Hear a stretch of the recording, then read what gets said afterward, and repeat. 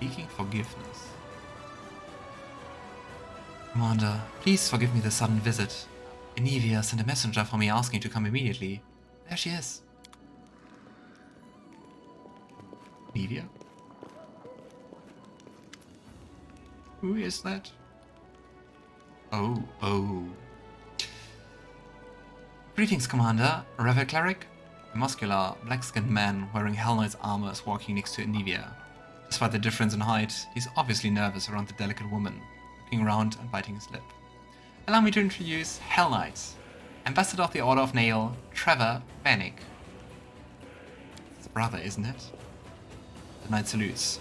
Greetings on behalf of the Order. Forgive me, I can't stay duty calls. I have a pressing errand. From headquarters, yes, it's very urgent. Sosiel's silent. His lips are pressed together. He doesn't move, not even breathe, seemingly. The cleric staring at the visitor. So your name is Trevor Vanek? That is right. I served the cause of the crusade. It must be true. We have to take our guest's word for it. He has no documents or insignia confirming his identity. What? What are you getting at? Nothing at all. Anevia casts a glance to Sosiel. The priest's mouth is twisted as his fists are clenched. We're happy to welcome you to Dresden, Trevor Vanek. I love Anevia. But poor Sosiel. Enough! Sosiel lunges at the guest, his face distorted with emotion, and you suspect the cleric is about to throw a punch, but his clenched fists remain lowered. Who are you? How dare you call yourself by that name, scoundrel? Who, me? I'm not a scoundrel. People are always bad-mouthing us. There's a saying, the credit won by a lie only lasts till the truth comes out. Trevor Vanek is a proud knight. I won't put up with slander. So, are you an imposter? Me? No, it's not true, I swear. Anevia, who is this? A great question. I have no idea. My guys clocked him when he was trying to threaten a merchant with his so-called order and get a horse for free. Then he gave a familiar name, so he decided to organize a face-to-face for the long-lost brothers. You knew it wasn't Trevor right from the off. You saw Trevor when he served in Kenabres. Of course, but I hoped that meeting you would make him drop the pretense and crack. Poor Sosiel. I kind of feel stupid to say that, but it's the only option left. Sosiel, is this Trevor? Of course not, but how does he know that name? And why is he wearing this black armor? And why do these words? The cleric voice drops to whisper, and you don't hear the end of the phrase. You know, throw him out of the city. Please no. You might know something about my brother. Please, give me time to talk to him. Sosiel's right. We can toss him out whenever we like. But it wouldn't hurt to interrogate the imposter first. Who knows where he's really from and what he'll come up during investigation? We can always get rid of him later. Fine, throw him into the prison. I will deal with him when I have the time. Anevia takes the imposter away. He follows her, unshackled. Pretty lawful behavior. I would run away, I guess. Sosiel watches them leave. His fists unclench, he drops his shoulders. Where did you come from? And did you hear what he said about truth and lies? The priest frowns. The credit won by a lie only lasts till the truth comes out. This is what they say in Doran. Trevor used to say it often. Of course, one proverb doesn't prove anything, but I feel like that imposter knows my brother. Shelyn, what's going on? Commander, please, we have to interrogate him. So many quests. And Anevia once again. Why are they so small? Several teenagers dressed in rags stand before you. Their dirty clothes make it clear that they have traveled far to get here. A skeptical Anevia leads the procession. Looky what we have here! They've come all the way from Endor. It's a miracle they didn't end up in the Demon's Maw. We'd give them all a thick ear and send him back home. Because I feel sorry for the poor kids. They were so eager to see you. Eager as anything we are, says a slender girl with short hair. We've heard so much about you. How brave and kind you are. How you help everyone, defeat the demons, and always follow your heart, no matter what anybody says. We want to fight demons just like you. We want to be free crusaders. You didn't ask your parents for permission, did you? We don't have parents, says a pale-faced young gnome. We're orphans, all of us. Jenna's mother was a priestess in a crusader party and died. The cultists killed my parents. We all got stories like that. Jenna and me grew up in an orphanage at the Temple of Abaddon, Nerosian. There was nothing in that place for us, only rules and routines. The only priestess who liked us even a little bit was Nerita. The rest just barked orders at us and doled out punishments. We've left nothing behind, put it that way.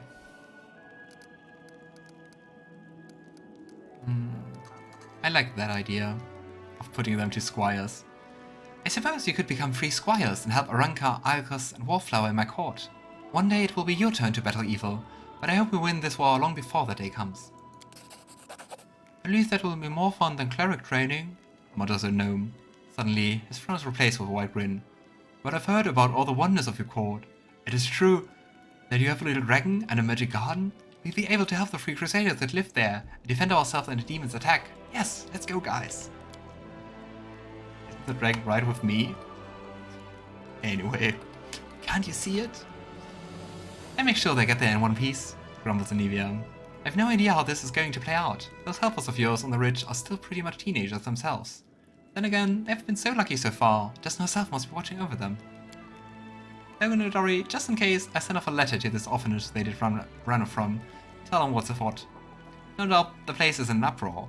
And as for you scamps, follow me. Aunt Anevia will tell you all you need to know about your new home. Aww. Cha-cha.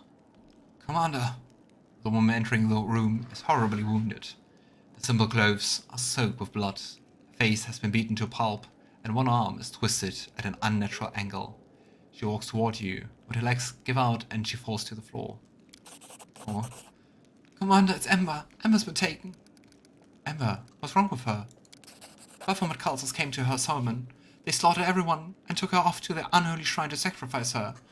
I can tell you where it is. I'm begging you, hurry before they do something to her. Perception check passed. Just wanted to say that. How does she know? How exactly do you know where the Shrine of Baphomet is? You're very perceptive, Commander. The woman lowers her head, stops for a moment, and then forces herself to continue, looking you straight in the eye. I didn't come here to only tell you about Ember's abduction, but also to surrender to the law. Arrest me for treason. I'm a cultist of Baphomet. It's my fault Ember was taken. Interesting. Why is she doing that? Why are you helping me if you are a cultist? I regret what I did. It doesn't absolve me of guilt, but at least I can do some good before I accept my punishment. Tell me more about your cult. Anything important that might help? I was recruited a few months back. I came to the city to work on construction site. I was alone, with no friends and no money. I met some nice people in the tavern. Her beaten face twists into a grimace. We spent some good times together, and they were always willing to help me in any way they could. They even let me borrow money and never asked for it back. I really thought I'd found friends. Then they started saying things about unfairness in the army, that Gavra is a tyrant and you're her executioner, that fighting cultists is just slaughtering innocent people who see things a different way. I felt like something was off, but they were my friends. Well, it didn't even take 2 months before I was kissing the hoof of Baphomet's statue in his shrine and swearing an oath to his warlord Deskari. Break Baphomet's profane altar, destroy the cultist, and punish me in front of everyone as an example to the rest. Like Ember's preaching get through to her? Is that why she's trying to change? How did you end up as Ember's sermon? First I stayed away from her sermons, but the cult leaders kept a close eye on her. People flocked to her. The cult screamed of poaching her congregation, maybe even luring her to their side too. She started saying prayers to the demon lords. We thought it would be easy to entice them to our side. But we underestimated her. 5 spies, including me, infiltrated her congregation. When the other cultists came for her, all 5 of us took up arms and to protect her from them. Yeah, she was also swayed. Ember said prayers for demon lords. It can't be true. You didn't know. She's a true saint. I didn't know what else to call her. She was offering up prayers for all the demon lords. Baphomet, Deskari, Nocticula, Cabreri, asking them to come to their senses and end this war, stop hurting people. Yeah, Ember is still like the personification of naivety. She believes there is a good in everyone, even creatures who are evil incarnate. I don't know if anyone can make demons come to their senses, but she can do it with people. How could I keep hurting Crusaders after I, along with the others, appeal to Baphomet's better nature? How could I ask him to repent, and not repent myself? I see. I've decided what to do with you. I will humbly accept your decision, whatever it might be.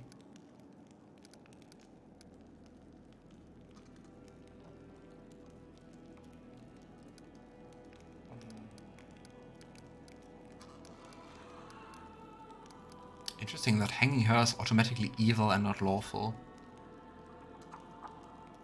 But yeah, I think the way to go is to be merciful and try, with examples like that, to get people back from being cultists to the good side. You left the cult and atone for your sins. You may go. Thank you, Commander. You've been kinder to me than I deserve, but that is exactly what Ember teaches us. I will do anything to keep others from falling into the cult's web, and you, please save our little saint. She bows and leaves.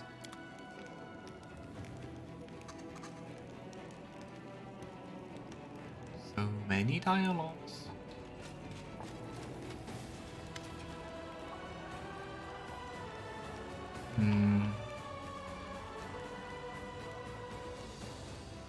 Yeah, I'm kind of thinking if I should maybe try to do less of this crusading management.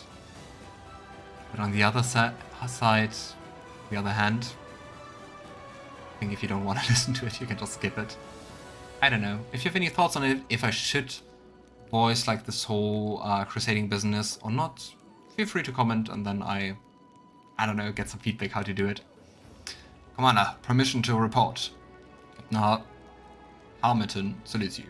We are short on soldiers. Any elation from taking Dresden is long gone. We now face the harsh reality of a drawn-out war. What was sufficient for an expeditionary force won't cut it for a proper army that needs to hold their territories around Dresden and still advance forward. Now that we have dealt with the weary and replenished our officer corps, we need more troops. I suggest we write a letter to Mendev and ask Her Majesty for a new draft. It will take some time, a long time to be perfectly honest, but it's the most reliable option we have. Mendev is already giving everything it can spare to the war. I say we ask our priests to be more active with their preaching in other lands. Let them inspire more people to volunteer. A regular draft may not be enough. We have only permanently in effect as it is. We should suggest that the Crown recruit all who lost everything in the attack of Kenabres and on other cities. Instead of meager state-issued meals for these orphans and homeless refugees, they get army rations, a pair of boots and a spare. It is not the best solution for them, and they won't be the best soldiers for us. Still, we have plenty of material to sift through and forge into solid combatants. I'm not surprised. Yeah, you won't get far on sheer enthusiasm. Fortunately, we have a good coin to dress it up. Everyone who's ready to fight for lofty ideals is already here. It's time to call on those who would fight for gold.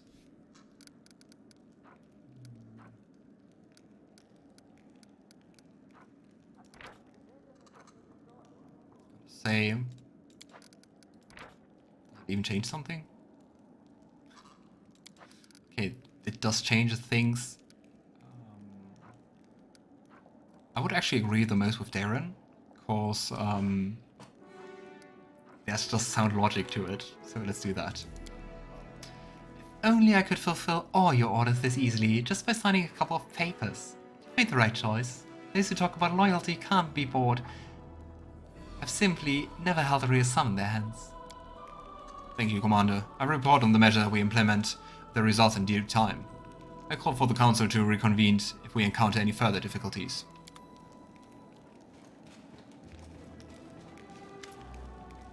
Dorglinda, our favorite one-eyed, one-handed? I think she was one-handed.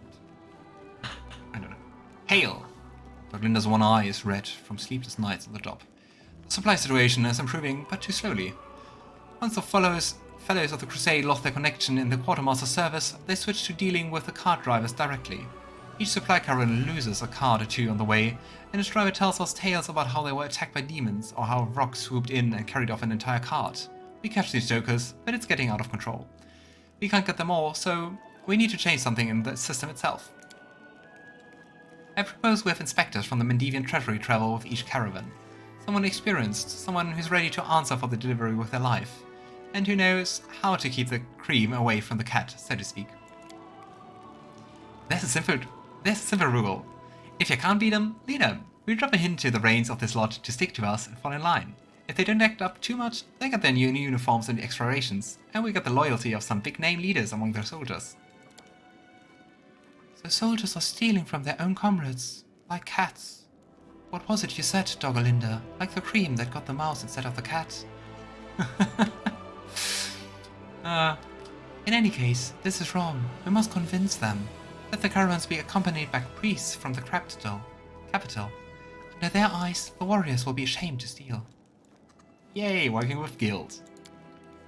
We overlooked the antics when it was just clandestine trades. Theft must be dealt with quickly and severely. Sounds like the most lawful one. I think I would agree the most with Dr. Linda. The treasury workers sound like the most effective one. Yes, Commander. I sent the letters today. They have plenty of work in Dresden too. They know their business, and they help us keep the army organized during marches. It will be done. I hope our caravans will be safe from now on, but I have a feeling this won't be the last time we have to convene the council to address a problem relating to the fellows. It's still early in the game, so...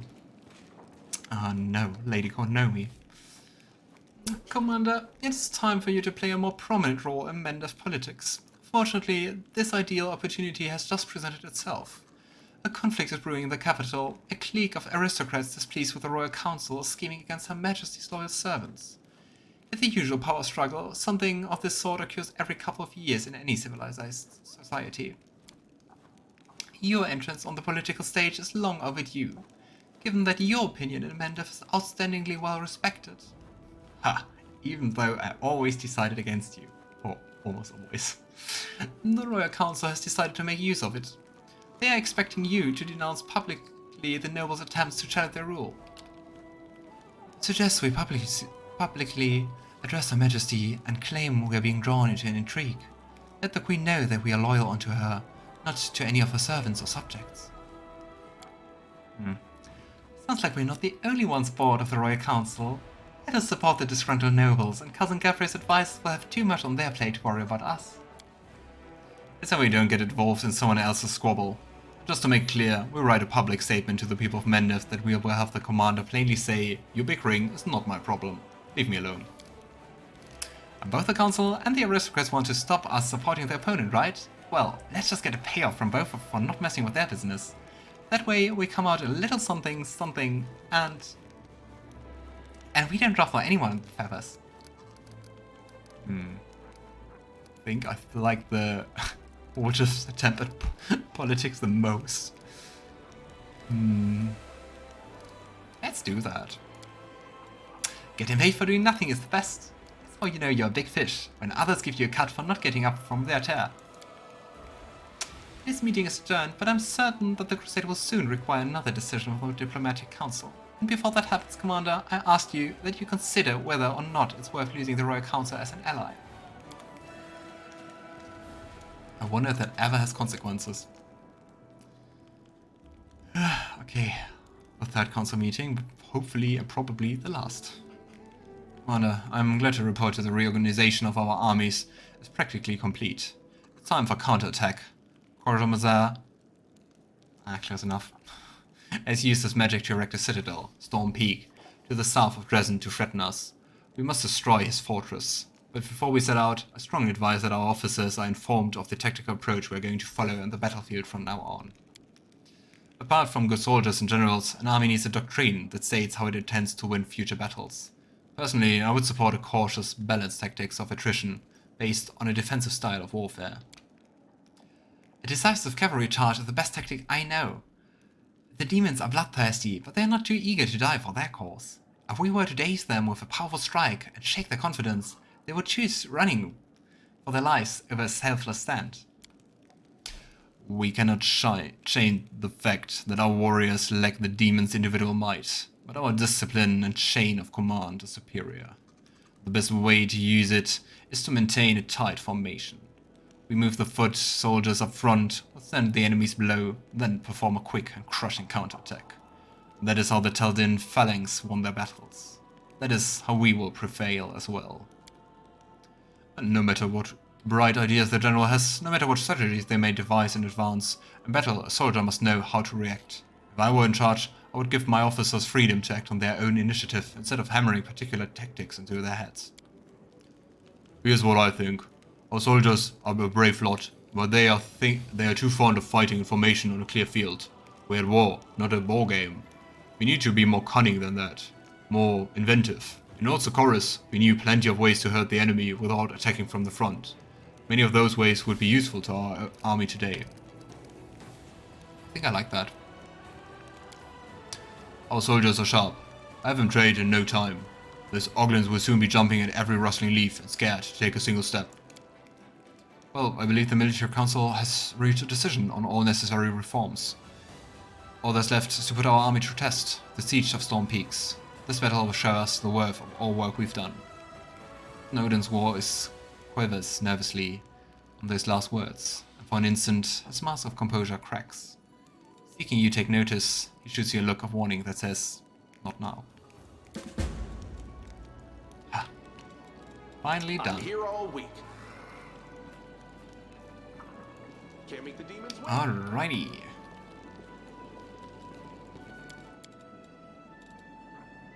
Next.